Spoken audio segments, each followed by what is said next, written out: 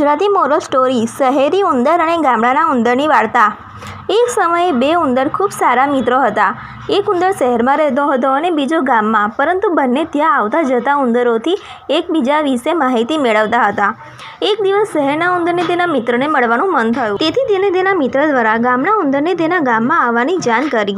પોતાના મિત્રના આગમનના સમાચાર સાંભળીને ગામડાનો ઉંદર ખૂબ જ ખુશ થયો। તેને તેના મિત્રને આવકારવાની તૈયારીઓ શરૂ કરી।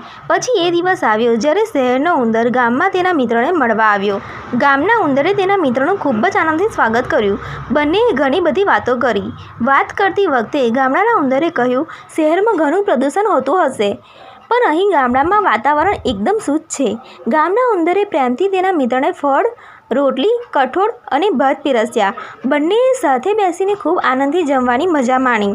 રાત્રિ ભોજન પછી બંને ગામમાં ફરવા નીકળ્યા। બંનેએ ગામનો સુંદર નજારો માણ્યો।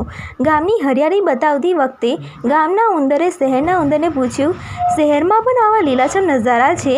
શહેરના ઉંદરે આનો જવાબ ના આપ્યો, પણ તેના મિત્રને શહેર આવવાનું આમંત્રણ આપ્યું। આખો દિવસ ચાલ્યા પછી બંને ઉંદરો રાત્રે જમવા બેઠા। ગામના ઉંદરે ફરીથી તેના મિત્રને ફળ અને અનાજ ખાવા માટે આપ્યું। બંને જણ જમ્યા અને સૂઈ ગયા। બીજે દિવસે સવારે ગામના ઉંદરે તેના મિત્રને નાસ્તામાં ફરીથી તે જ ફળો અને અનાજ પીરસ્યા। આ જોઈને શહેરનો ઉંદર ચીડાઈ ગયો। તેને ગામના ઉંદરને ચીડાઈને કહ્યું, તમે રોજ એક જ ખોરાક ખાઓ છો? આ બધા સિવાય ખાવા માટે બીજું કંઈ નથી?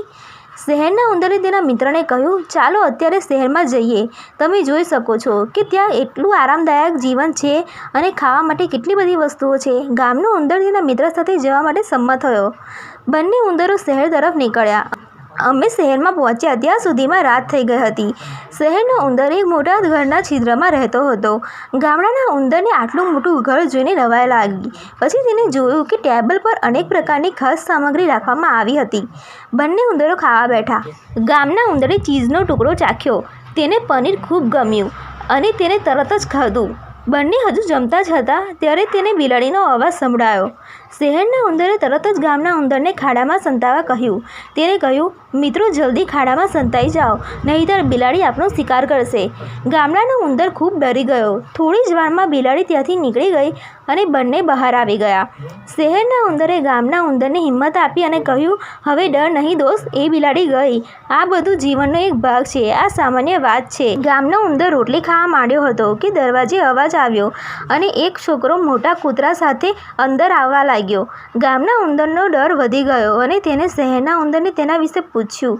શહેરના ઉંદરે ગામના ઉંદરને પહેલા ખાડામાં સંતાવા કહ્યું।